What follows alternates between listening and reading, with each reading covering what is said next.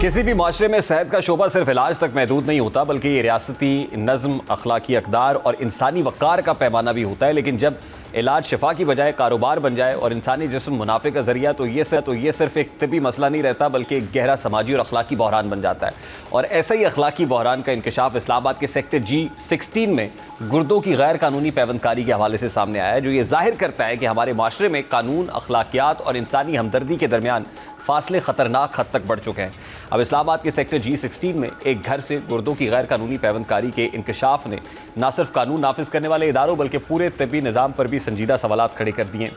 ये वाक़या महज एक घर पर छापे की खबर नहीं, बल्कि इस बात की अलामत है कि मुल्क में आज़ा की गैर कानूनी खरीदो फरोख्त एक मुनज़्ज़म और खामोश कारोबार की सूरत इख्तियार कर चुकी है, जो कमज़ोर कानून साजी, नाकिस निगरानी और माशी मजबूरियों के सहारे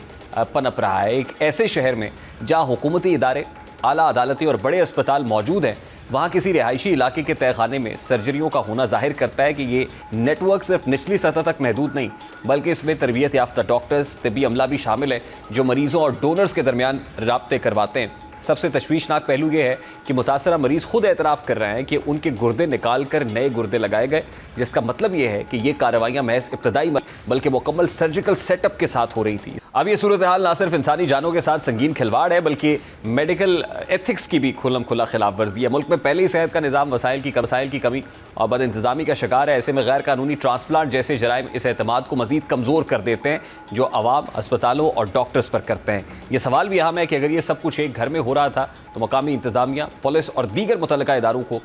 इसकी बरवक्त इत्तला क्यों ना हो सकी, या क्या वो जानते हुए भी खामोश रहे। दूसरी जानिब इस वाक़े का सबसे तल्ख पहलू समाजी हकीकत है, जिसमें गुर्बत और लाइल्मी इंसानी जिस्म को भी एक कारोबार बना देती है।